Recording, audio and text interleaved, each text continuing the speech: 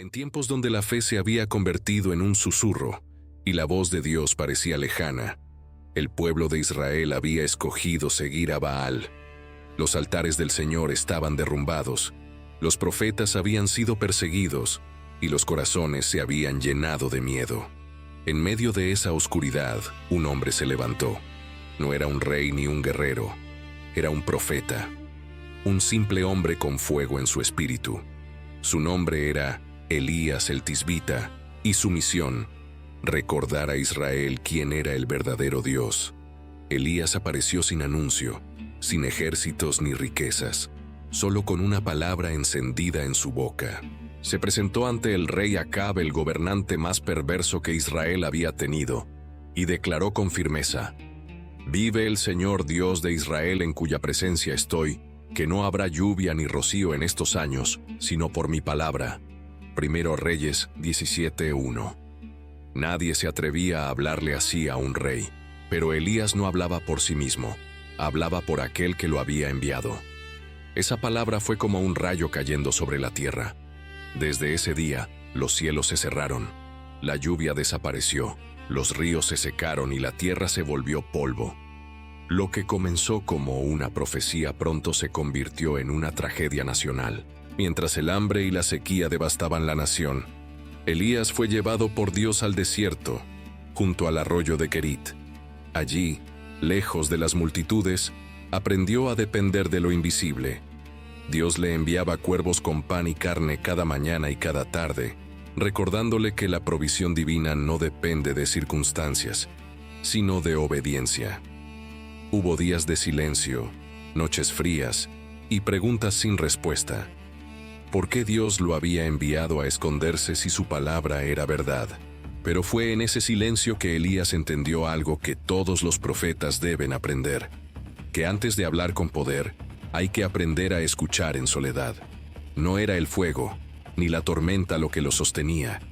Era la voz de Dios susurrando en su espíritu: «Confía, porque aún estoy contigo». Mientras el arroyo se secaba lentamente, Elías contempló el curso del agua desaparecer entre las piedras. Era como si la misma fe del pueblo se estuviera evaporando. Pero incluso cuando todo se seca, Dios siempre prepara un nuevo río.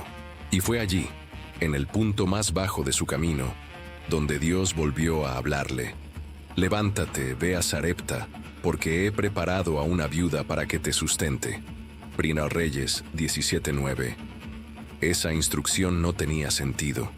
Una viuda pobre en medio de una sequía no parecía una fuente de provisión. Pero la fe siempre camina hacia lo que no entiende. Y Elías obedeció.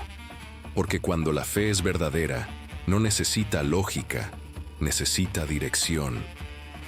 Elías caminó bajo el sol ardiente hacia Sarepta, una ciudad extranjera en territorio de Sidón. A cada paso, la tierra reseca levantaba polvo que se adhería a su piel, recordándole que incluso el profeta de fuego debía pasar por el desierto antes de ver la promesa cumplida. Al llegar a las puertas de la ciudad, vio a una mujer recogiendo leña. No tenía apariencia de sustento ni de abundancia. Era una viuda delgada, con las manos agrietadas por el trabajo y los ojos cansados por el hambre. Pero Dios le había dicho que ella sería su provisión. Elías se acercó y dijo con voz suave pero firme: «Te ruego que me traigas un poco de agua en un vaso, para que beba». Ella fue a buscarla, pero antes de alejarse, él añadió: «Tráeme también un bocado de pan en tu mano».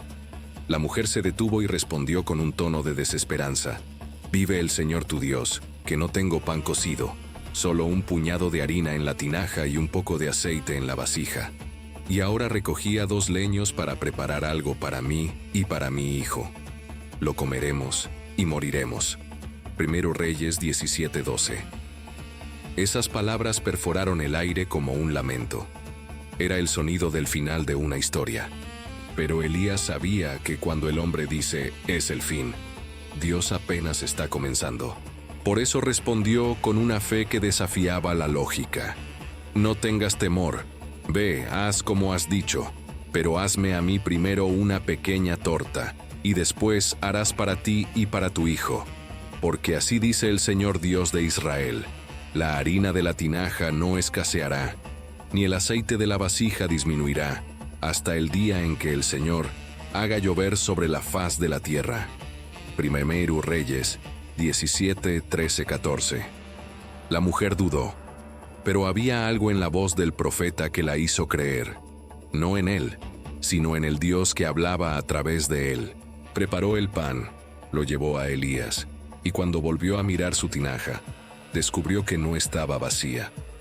Ni ese día, ni el siguiente, ni el que siguió. Cada mañana había suficiente, no mucho, pero suficiente.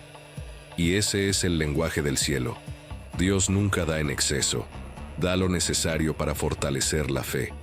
En la casa de esa viuda comenzó un milagro silencioso. Ningún fuego del cielo, ningún trueno.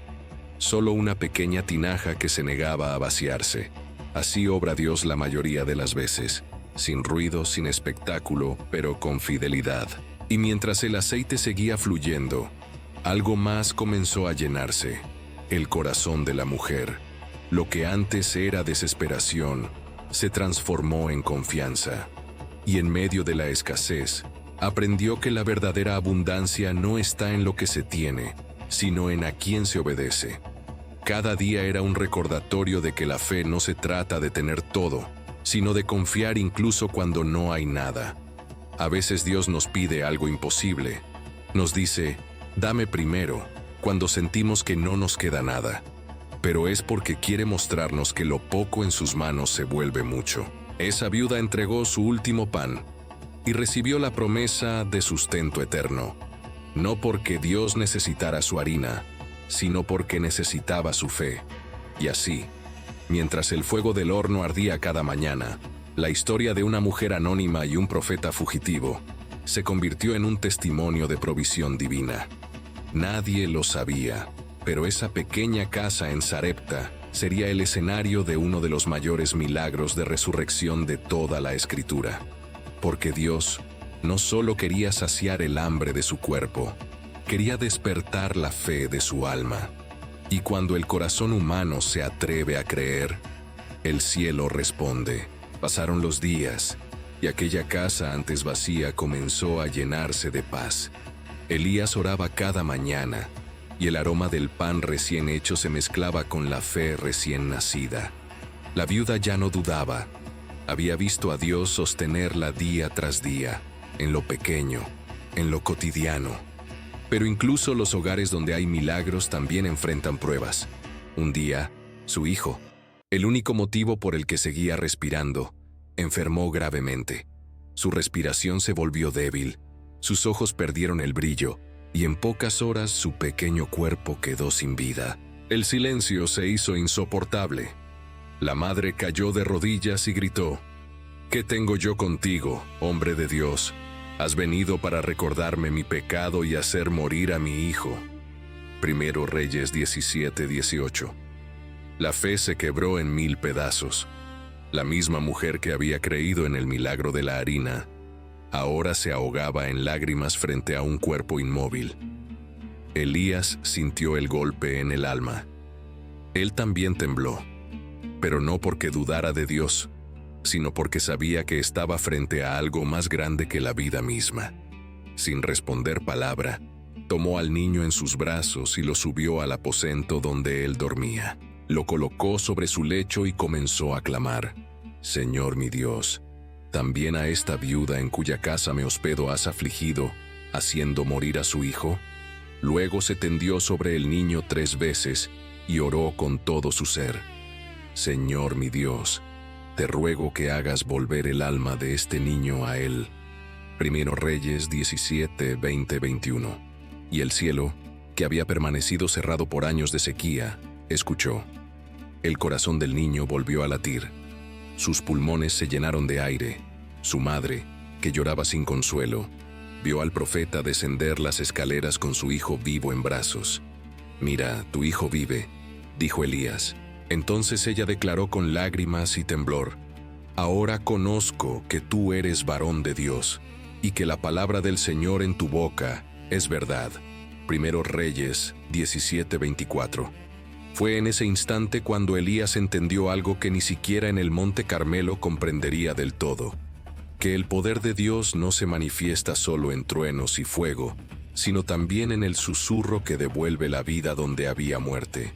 El milagro no estaba en el niño que respiraba, sino en la fe que había resucitado en el corazón de aquella mujer.